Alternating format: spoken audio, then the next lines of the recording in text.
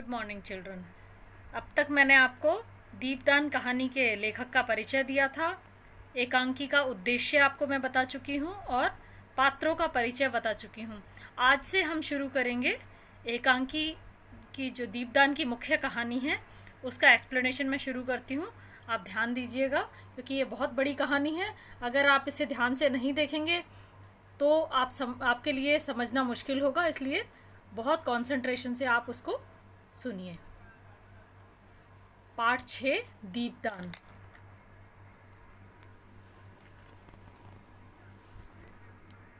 एक बार फिर से मैं आपको पात्रों के बारे में बताती हूँ।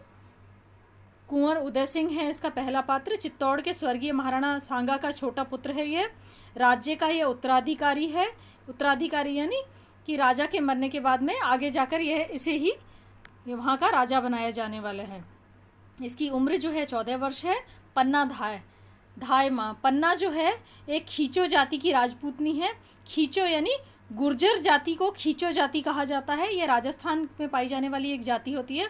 वहाँ की ये राजपूतों की में से ही निकली हुई ये गुर्जर जाति होती है। उसमें उसकी उपजाति होती है खींचो जाति। उसकी ये राजपूतनी है। कुंवर उदय सिंह का संरक्षण करने वाली धाय है। धाय जो है वो बच्चों को पालने वाली, जिसे आप आया कहते हैं आजकल की भाषा में, जो नैनी होती है, आया होती है आजकल की भाषा में, उसे जो है धाय कहा जाता है राजस्थानी भाषा में। इसीलिए उसे पन्ना धाय या धाय माँ कहा जाता था, क्योंकि वो उदय सिंह की धाय थी, उदय सिंह को संभालने वाली स्त्री थी, इसीलिए उसे धाय माँ, पन्ना धाय माँ कहा जाता था। इसकी उम्र 30 वर्ष है। सोना रावल स्वरूप सिंह की लड़की है। अत्यंत रूपवती और नटखट है। नटखट यानी कि बहुत ही बबली नेचर की है, बहुत ही चंचल स्वभाव की है। कुंवर उदय सिंह के साथ खेलने वाली, कि वह कुंवर उदय सिंह के साथ में खेलती है। लगभग इससे सिर्फ 2 साल बड़ी है, किंतु उसके साथ में बहुत समय बिताती है वह। इसकी उम्र 16 साल है। अगला है कैरेक्टर चंदन का कैरेक्टर। चंदर जो है वो धाय माँ का पुत्र है। साहस और स्नेह का प्रतीक है। आयु उम्र है उसकी 13 वर्ष। साहस और स्नेह का प्रतीक, साहस यानी वह बहुत बहादुर बच्चा है और स्नेह यानी उसमें बहुत प्रेम भाव है। सामली का जो चरित्र है वह अंतःपुर की परिचारिका है।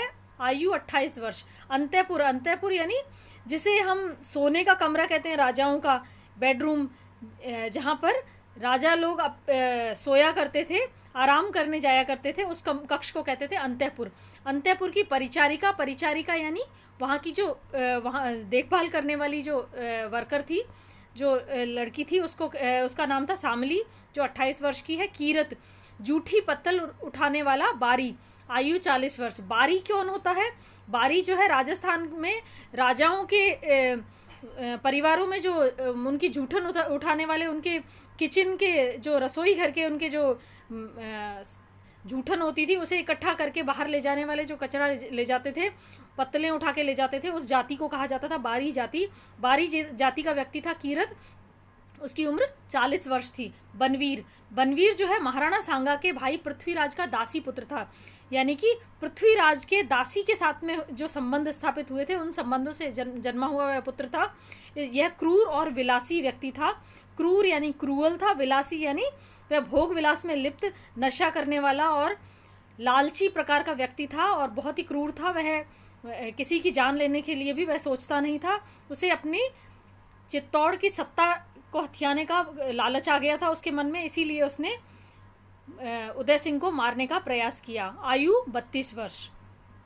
काल, यदि हम इस समय के काल की बात करें इस एकांकी के, तो इसका काल जो है, इसका समय जो टाइम पीरियड है वह है 1536 ईस्वी।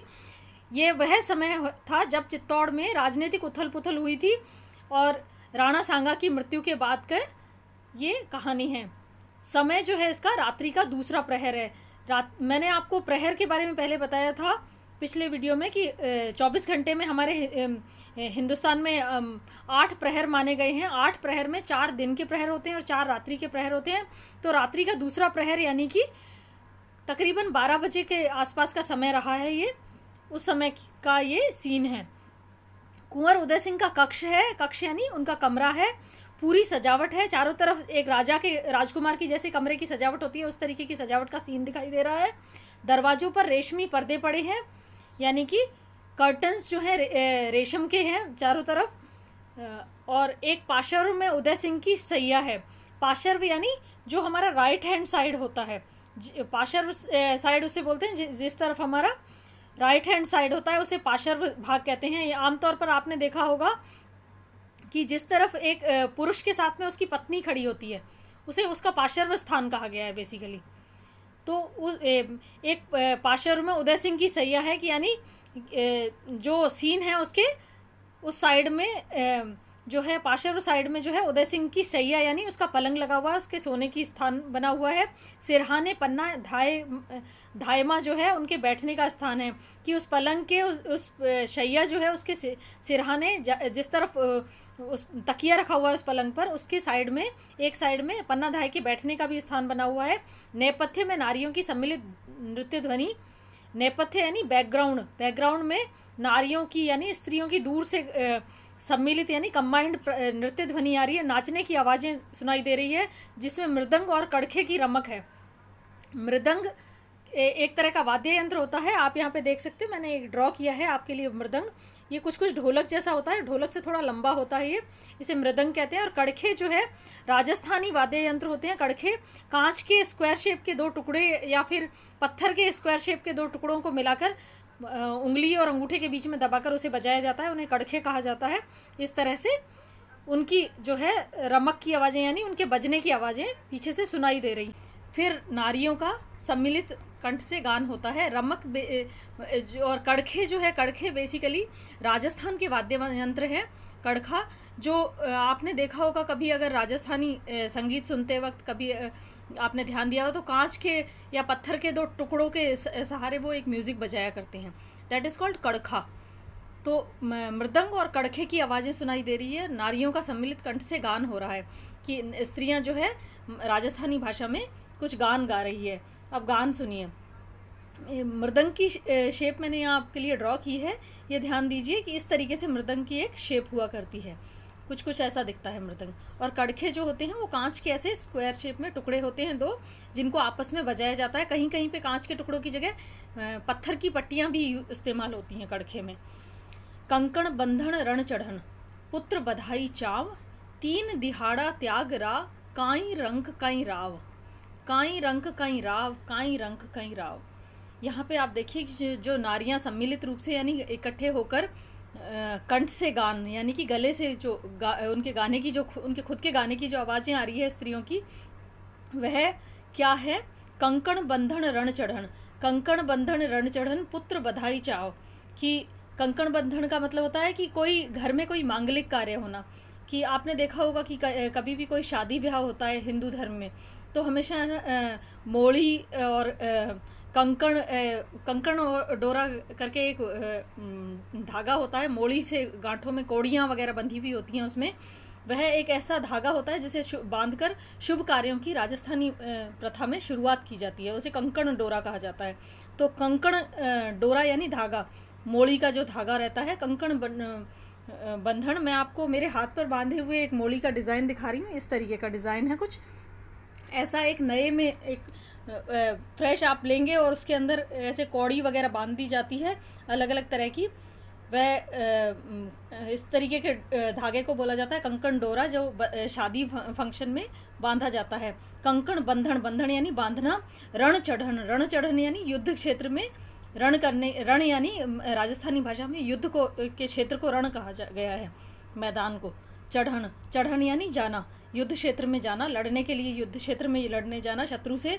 पुत्र बधाई चाव, पुत्र बधाई चाव यानी पुत्र के जन्म की बधाई देना। कि कोई घर में कोई शुभ कार्य होना, युद्ध क्षेत्र में जाना या पुत्र प्राप्ति की, पुत्र जन्म की कोई बधाई होना। तीन दिहाड़ा त्यागरा, काई रंक काई राव। कि यह तीन दिहाड़ा यानी तीन ऐसे अवसर होते हैं, तीन ऐसे मौके होते हैं जो त्याग के होते हैं, यानी दान दक्षिणा देने के होते हैं। लोगों को, गरीबों को दान देकर उनकी दुआएं लेने के ये 3 दिन होते हैं, 3 प्रमुख मौके होते हैं। चाहे काई रंक काई राव, काई यानी चाहे रंक यानी कि आम जनता हो, या काई राव, राम यानी राजा। कि चाहे आम जनता हो या राजा हो, सभी के लिए ये 3 दिन जो है मुख्य होते हैं। दान दक्षिणा देने के, लोगों की दुआएं प्राप्त करने के ये 3 प्रमुख दिन होते हैं। कौन से? शुभ कार्य, घर में कोई शादी ब्याह का शुभ मंगल कार्य हो रहा हो वह, या फिर आप राजा शत्रु से लड़ने के लिए युद्ध क्षेत्र में जा रहा हो, या फिर घर में कोई पुत्र जन्म की बधाई का दिन हो। तो ऐसे दिनों पर हमें हर व्यक्ति जो है दान दक्षिणा देकर लोगों की दुआएं लेना चाहता है, चाहे वह राजा हो या रंक हो। काई रंक, चाहे क्या तो रंक है, क्या मतलब क्या तो जनता और क्या ही राजा, हर किसी को इन 3 मौक़ों पर दान दक्षिणा लेने की इच्छा प्राप्त होती है। काई रंक काई राव, काई रंक काई Rao, this is the same thing. फिर नृत्य की ध्वनि आती है, यानी डांस करने की आवाज़ें आने लगती है। गाना जैसे ही रुकता है म्यूजिक बजता है और डांस की ध्वनि आवाज़ सुनाई देने लगती है। घर आता ध्रम पलटता, त्रिया पड़ंता ताव, ए तीमहु दिन मरण रा, काई रंक काई राव।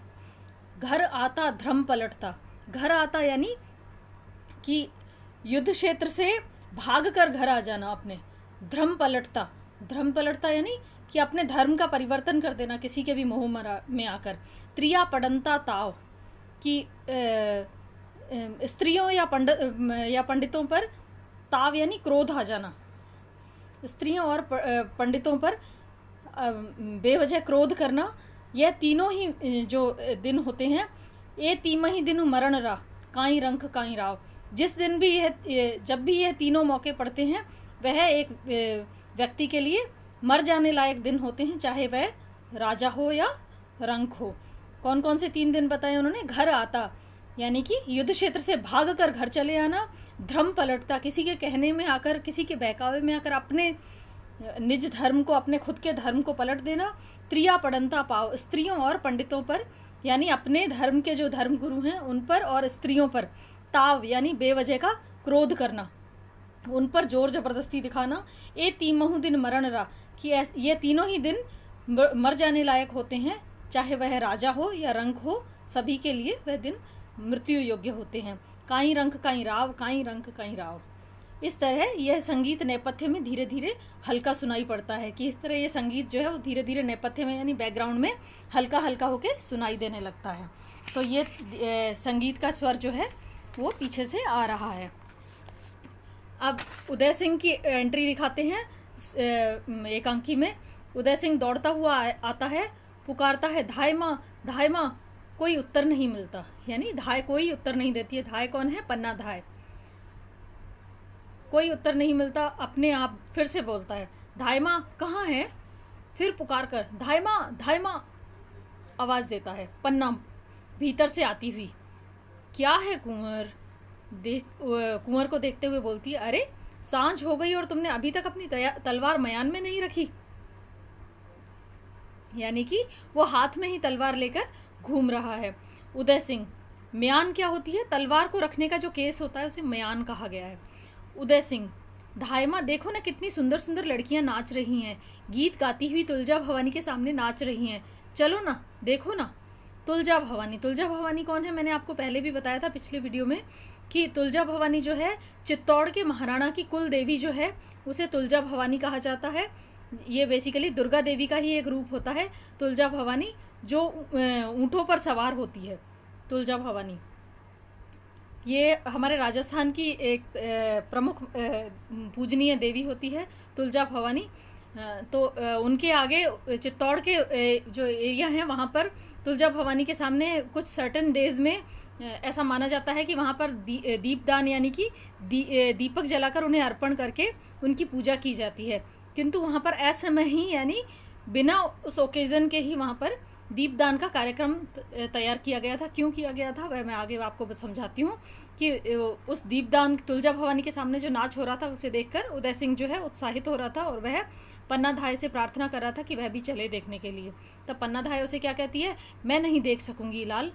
लाल यानी यहाँ पे पुत्र को, बेटे को लाल कहा गया है कि मैं नहीं देख सकूंगी लाल। उदय सिंह, नहीं धाय माँ चलो ना, थोड़ी देर के लिए चलो ना।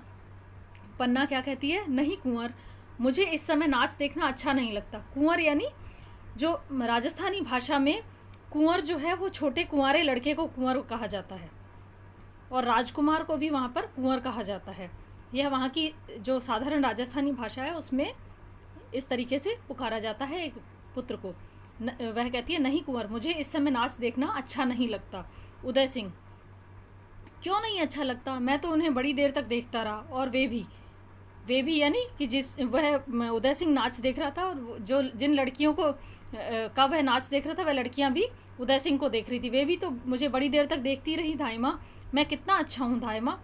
क्योंकि वह छोटा बच्चा है, उसे लग रहा है कि वह स्त्रियां जो है उसे सम्मोहित होकर देख रही हैं, किंतु उसे नहीं पता उस बच्चे को कि यह सारा कुछ जो है षड्यंत्र के तहत किया गया कार्य है, जिसमें स्त्रियां जो है उसे सम्मोहित कर रही हैं कि नृत्य करके लड़कियां, ताकि वह सम्मोहित होकर उदय सिंह वहीं खड़ा रहे और उसकी जान को खतरा बना रहे।